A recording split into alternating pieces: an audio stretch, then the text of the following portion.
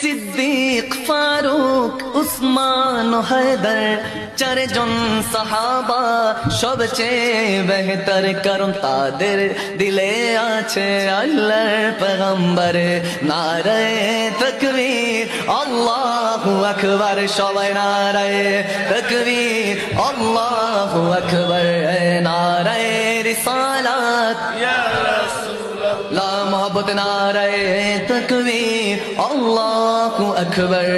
নারায়ে রিসালাত ইয়া রাসূলুল্লাহ, দেখা দাও ও গো নবীজি, তোমারি দিদারের আশায় মোরা আছি।